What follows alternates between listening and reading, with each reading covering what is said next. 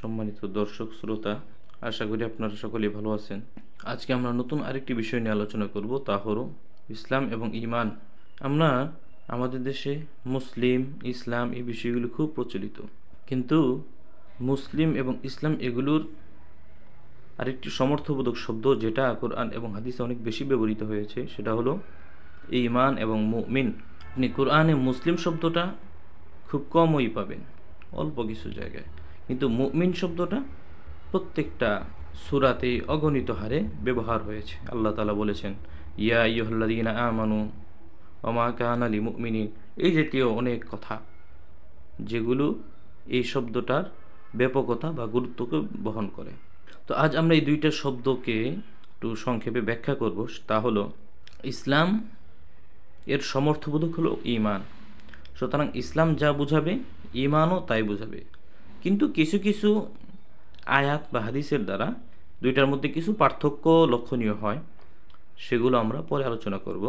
প্রথমে আমরা ইসলাম এবং ঈমান এই দুইটাকে সমর্থবোধক যদি ধরি, তাহলে এই দুইটাকে সমর্থক ধরলে এই দুইটার বাস্তবায়ন এর তিনটি ধাপ থাকবে। আমরা খুব খেয়াল করে মনোযোগ সহকারে শুনবো এবং সেগুলো মুখস্থ করার চেষ্টা করব। যে ইসলাম এবং ঈমান দুইটা একই জিনিস। তো কোনো একজন ব্যক্তি মুসলিম এবং মুমিন হওয়ার জন্য এবং সেটা গৃহীত হওয়ার জন্য তিনটা স্তর। এক নম্বর হলো যেটাকে আরবি ভাষায় তাসদীক বিল জানান বলা হয়।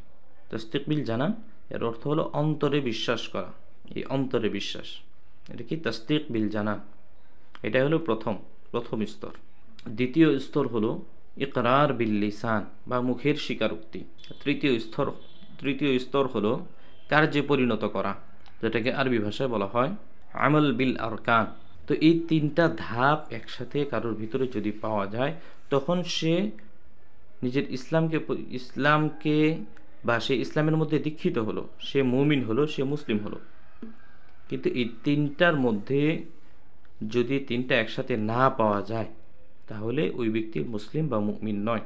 তবে এখানে কিছু ব্যাখ্যা রয়েছে, সেই ব্যাখ্যাগুলো হলো যে এখানে যে অন্তরের বিশ্বাস আছে, সমস্ত সাহাবায়ে কেরাম এবং তার পরবর্তী আলেম যারা আছেন তাদের মতে এই অন্তরের বিশ্বাস, যেটাকে তাসদীক বিল জানান বলা হয়, এই অন্তরের বিশ্বাসটা এটা শুধু পরকালের সাথে খাস।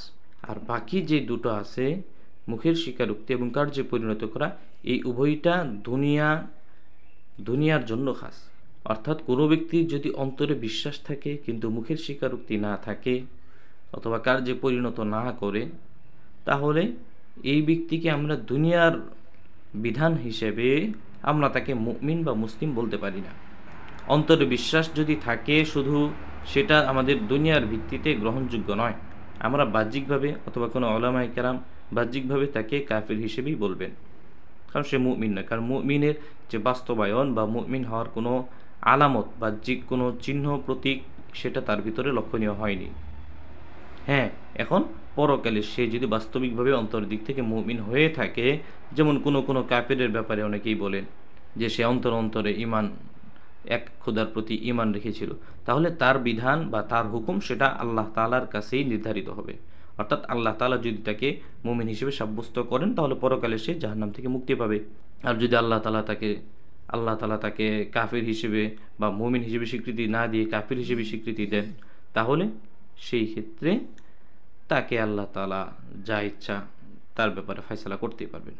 আর বাকি মুখের স্বীকারোক্তি এবং কার্যে পরিণত করা দুনিয়াতে বিধান জারি হওয়ার জন্য যথেষ্ট, বিধান জারি হওয়ার জন্য আবশ্যক, যথেষ্ট নয়, আবশ্যক।